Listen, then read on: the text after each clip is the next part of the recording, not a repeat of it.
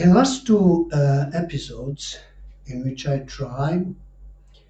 uh, try to ignite your senses about the very past of our Earth, I will go on to to attempt to make you think about what is our past in fact um, means to us, to the modern man. My intention is not to give you any answer, any answer at all.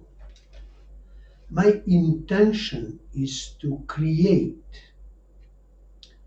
the logical question that it will open your mind to the world that we are living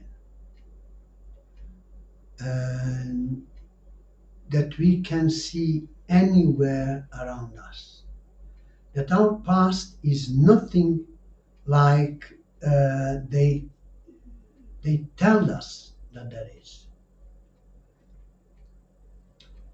As I said in a previous program, the 98 plus percent of the all living creature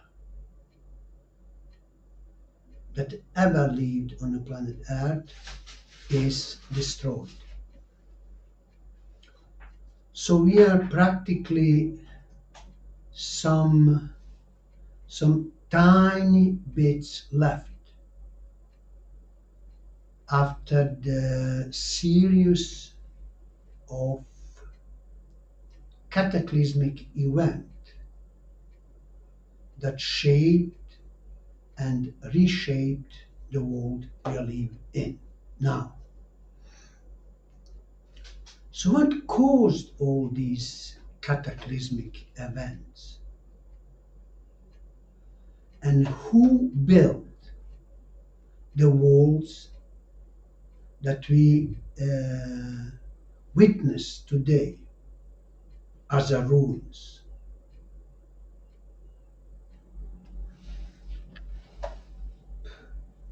There is so many unanswered questions because the world is after it goes through the so many cataclysmic events that destroy the face of the earth and left the earth practically non-inhabited. One of the major cataclysmic events that we can witness more or less very easy is and it is made in a reasonably recent time, is in the ruins under the water of Mediterranean Sea. Do you know that there are more than 40,000 cities that exist under the bottom of the Mediterranean Sea? What does that mean? That means only one thing. That not long ago, the Mediterranean Sea was the dry land with abundances of life, with the cities and towns of the inhabitants that there counts more than 50, 60 or 70,000 people. And it is not only that place. Modern man, especially men that lived in the United States and all around the world, knows that about the Colorado Canyon. But what that structure is in its essence. It is so obvious that such a small river as Colorado River is cannot make by any means the shaping the canyon of the river Colorado. So what that actually is, some of the people says that it is actually remnants of the town, of the huge city that lived more than 2 million people in it. And it was spared by the power that no one can imagine. See, on the other side of the globe, there are two very, very interesting towns that they're still in a process of archaeologically being discovered and systematized. And these two towns is Mohenjo-daro and Harappa, with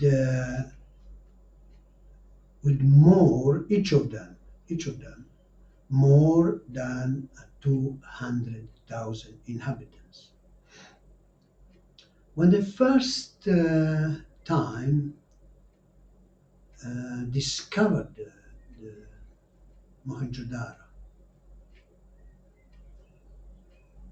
they met after they digging the mud that covers these two places. They found skeletons of the human beings in a very usual movements. Some of the some of the some of the skeletons were in a position of shaking hands each other. What does that mean? That means that they met their death instantly and without any warning. Soon after a couple of years, the scientists stopped to show the pictures of the people that they were picture of the skeletons in these two towns and cities. And what is very interesting is that these cities, although they said that they are no less than 6,000 years, they got a water, they got every facility that a modern house of our time has. So all these and many other proofs that I will talk about it tells us that world, as we learn at the school, is not at all as it is in a real time, long, long time ago. Even though the Egyptian pyramids, they are not at all the pyramids that we see now. They were totally differently shaped. And even 200 years ago, when Napoleon came to Egypt with only one task, and that is to stole the books and properties and destroy the shell of the pyramids that they had. Because the pyramids that we can see now, they're not the pyramids that they were 200 years ago. I mean, 1802 or 1803. The Napoleon destroyed by his artillery all shell of uh, pyramids. So that now we cannot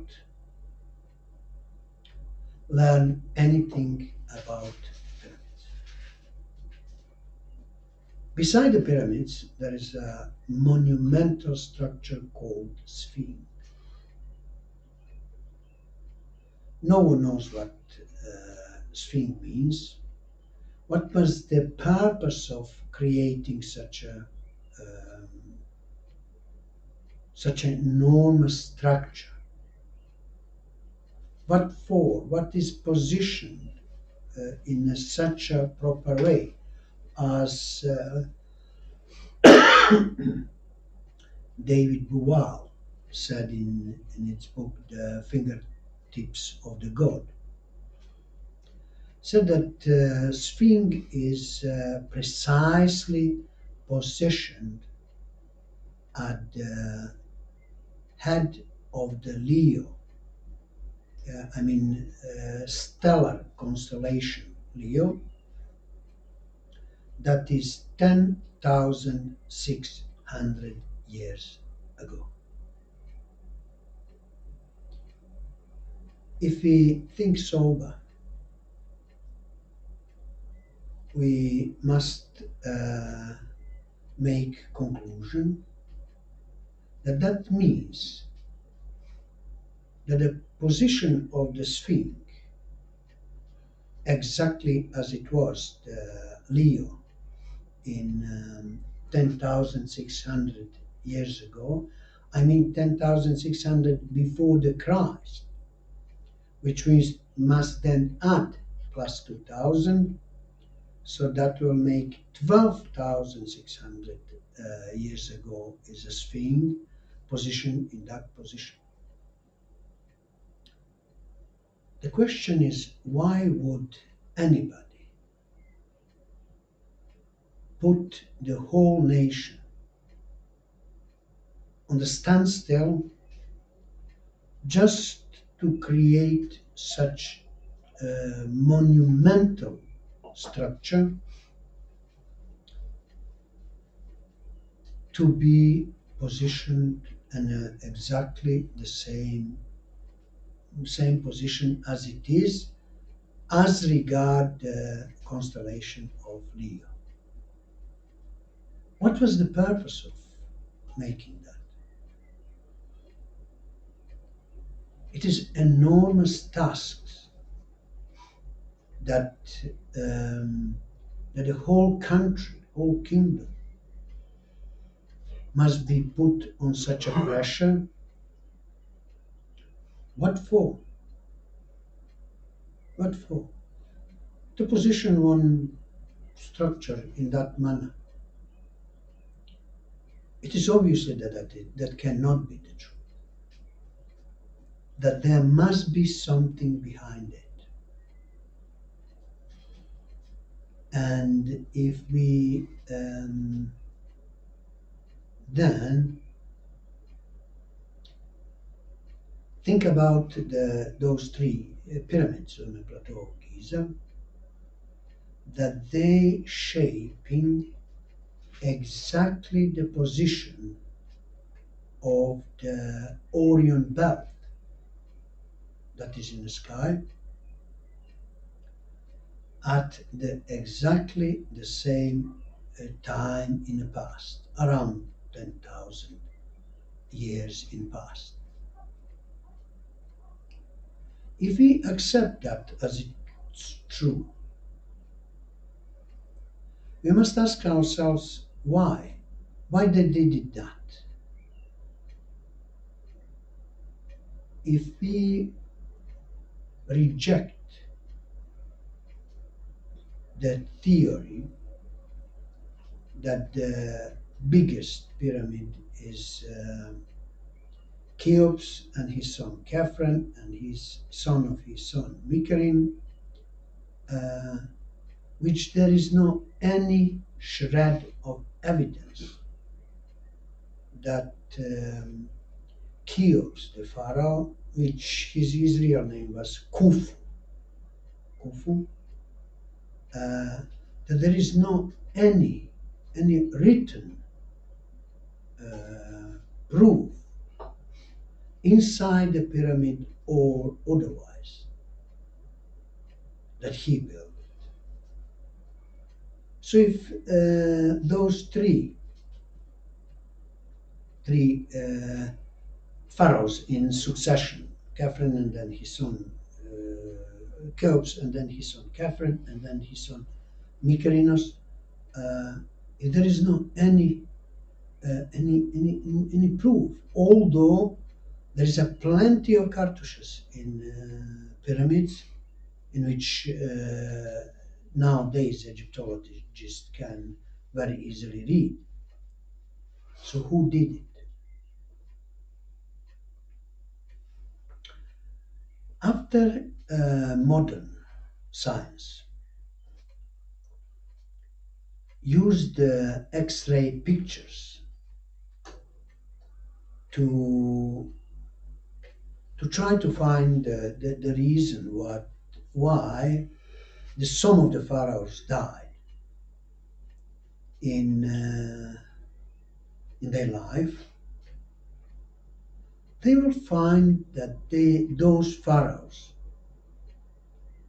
have each of them, they have the school structure that is totally different than any modern human beings now have.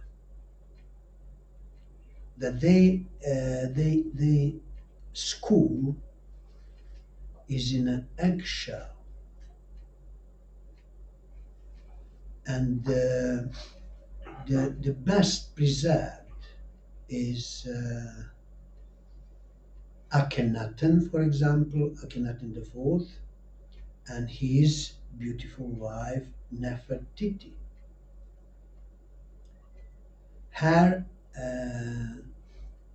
school is such a different than it's obvious that she is not any kind of human being.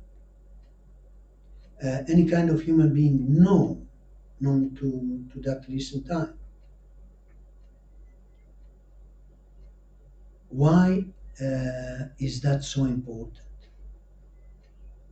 Because on the other hand, on the other side of the Atlantic Ocean, there is also remnants of the mysterious race, if there were race, if they're not gods known, with also non-human shape of the school.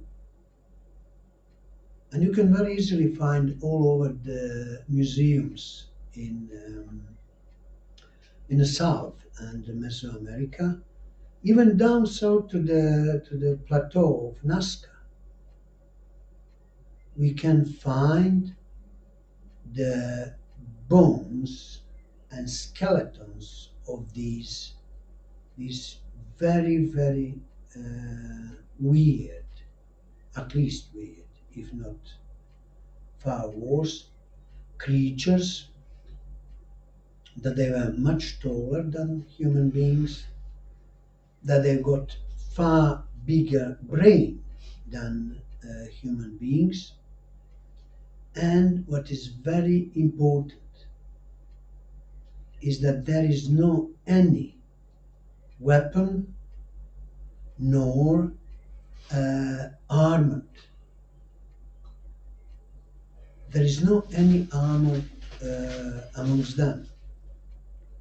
So what does that mean? It obviously means that these beings, no matter what they are, that these beings have no weapons or not sophisticated weapons that can be found in their graves or in amongst the buildings that they built. So what these beings actually are, they're obviously not the same beings like average native South American human beings, mankind, Homo sapiens sapiens. Why?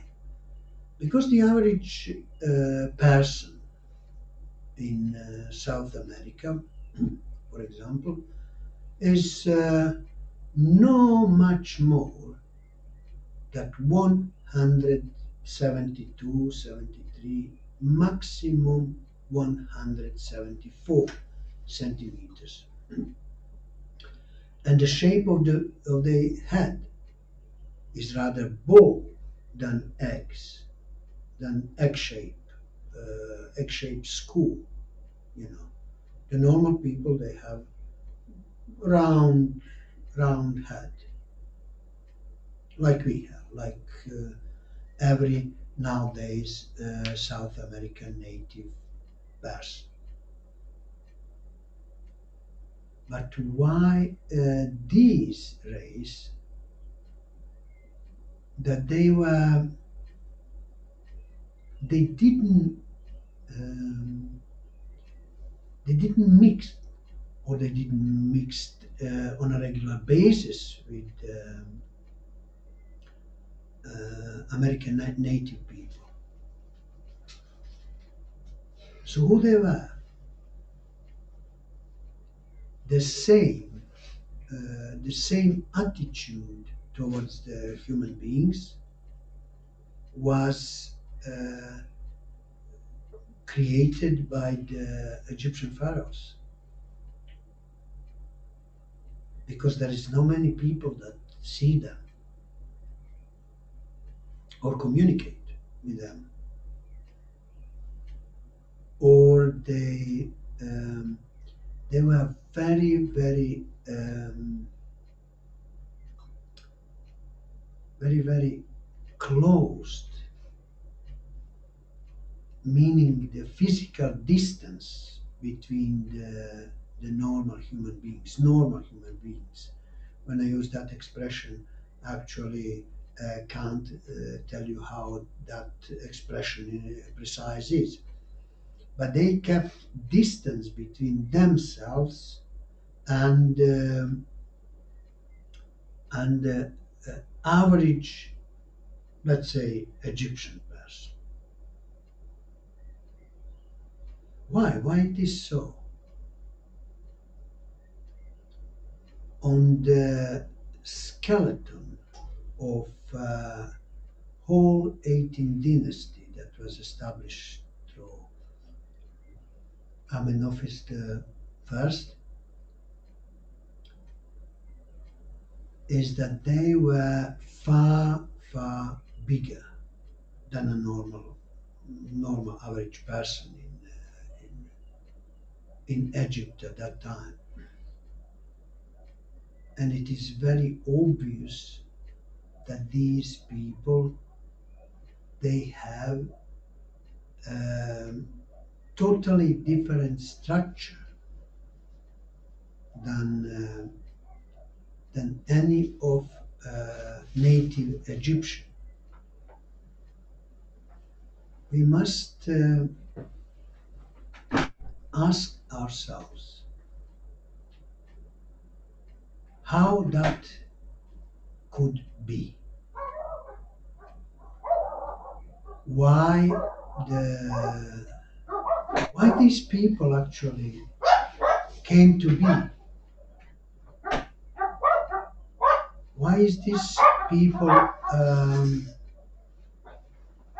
or it's much better expression, why those beings or human beings uh, are lived in the place where they live? How they developed, from where they come, and also most important, where they went after their mission was accomplished, if they had any mission at all.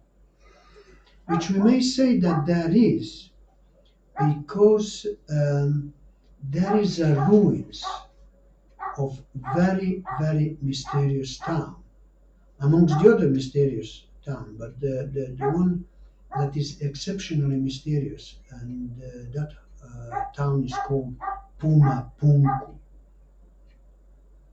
That town cannot be built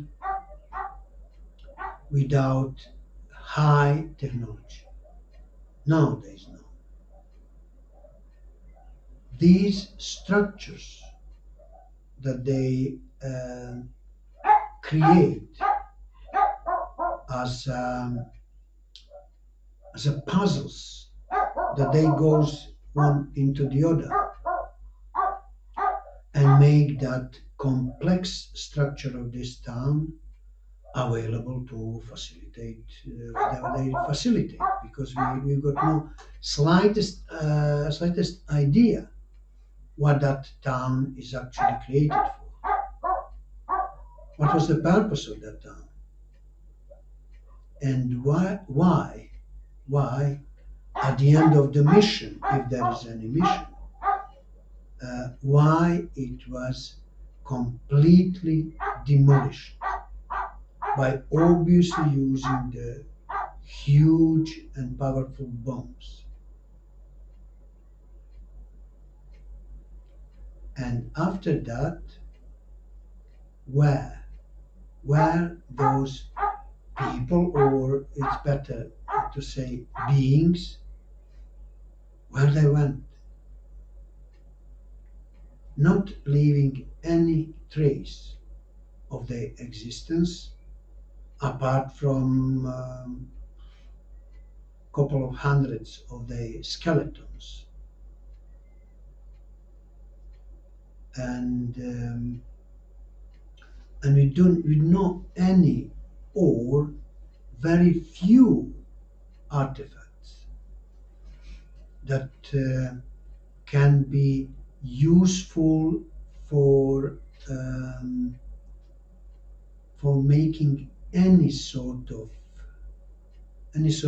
theory of how they established themselves in the places where they were established themselves. Why did they and who make all these artificial plateaus on plateau Nazca, and then mysterious picture of the animals that Native Americans who lived in that area, we called it Nazca Plateau, that they've never seen. One of the most mysterious picture is the one picture of the spider. But it was so awkward, so weird, so that scientists cannot comprehend why these people that they draw the animals on the ground base on Nazca, why they would do such awkward spider right up till 80s of the 20th century, where exactly the same um, spider was found in the forests of Amazon. That is thousands upon thousands of miles up north from the Nazca Plateau. How did they know that? Because on that picture of that spider,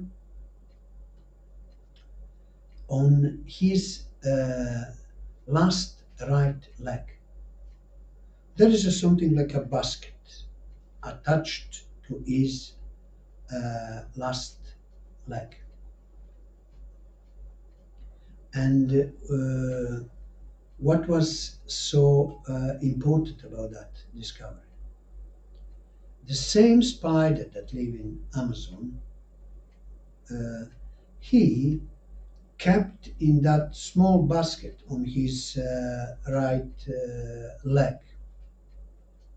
It's the eggs of its offspring. But that spider is a male, not female, which will be far more logical that female will do that sort of things, not male. And how those people that is distancing between Amazon, where that sort of spiders is found, and Plateau Nazca, where they draw that insect, is something around 4,000 kilometers. Does that mean that these people that they create that incredible plateau of Nazca were regularly fly from the plateau into the Amazon and then see such awkward living being and then decide to put him on the ground zero, but that can be only seen from above on the distance no less than 200 meters above the ground zero. Who and why make such an enormous task to themselves? Uh, to make such a structure, I mean, complete Nazca Plateau, which is enormous task. It must be huge and great civilization, nothing like today, where there is only few few hundred Native Americans live nowadays there. And apart from fact that they got no slightest idea who did it. They said the people from before, but that doesn't mean really means nothing. And why would they do that? But we were kept on that words of Native Americans that they said we can't tell you anything because the beings from the past create this picture, not us. We got no slightest idea what it was, and especially what the purpose to build that is. Very similar and close to that that Nazca Plateau is actually Tijuanaco, one of the first modern city in the human history. They said that it's human history. If, but I'm not very much convinced. Tijuanaco is town that Poznański, one Polish archaeologist, said that it is no less than 15,000 years ago was built. No less than 15,000. So how even if there were numerous people, how they make such a huge task to build a whole town with the megalithic stones, which means stones 300 tons plus, and to be such a precisely put every corner of that town in a such manner that reflecting the shape of celestial constellation, stars constellation, that was no less than 15,000 years ago. So our past is extremely mysterious, extremely mysterious. And no less than that, what was the purpose of building such a huge wall in which every single uh, piece of that mega stone is no less than 1,300 tons? What would anybody will put whole society in such enormous effort to, apart from the fact that it cannot be moved. There is no way that some primitive tribes will move right in the middle of Andes. Um, few such a huge megalithic stones after they shape it in a precisely way so that each one uh, fit the other. That is totally out of sense. And what it is for.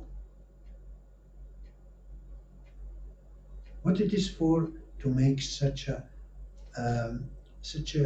enormous megastructure and then just left it without any sign why it is being built in the first place. What purpose serve?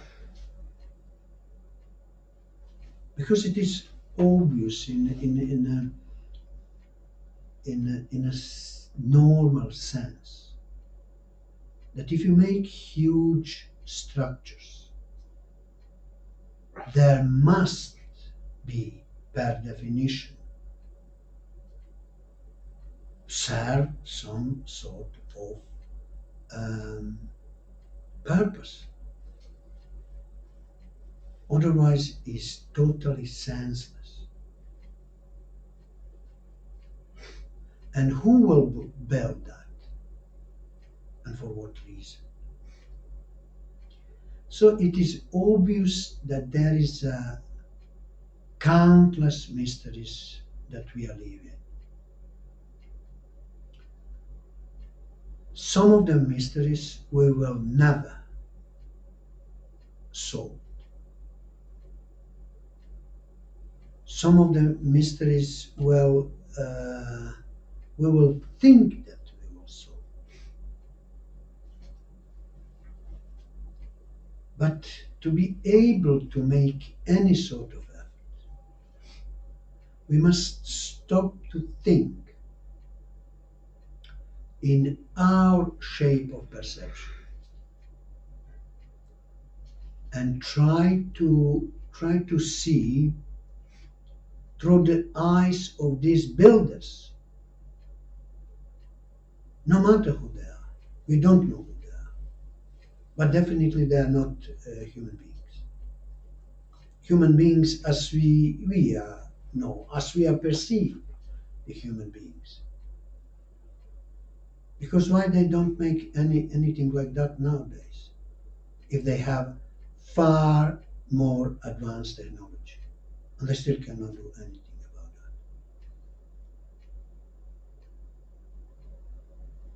So our task, the scientific task, must be to learn a lot more from the past and trying to make any sense and out of that sense to create new paradigms about the world that we are living in. In the next um, episode of our program, we'll be talking about people, or the better expression is about beings, human shaped beings, that they were much larger than we are nowadays, and what they've done, and why there is that race of the giants, Cyclops, that is no exist anymore on the planet Earth. What was happened to giants, and what we can learn from their past if there is no any of them that survived our that survived that time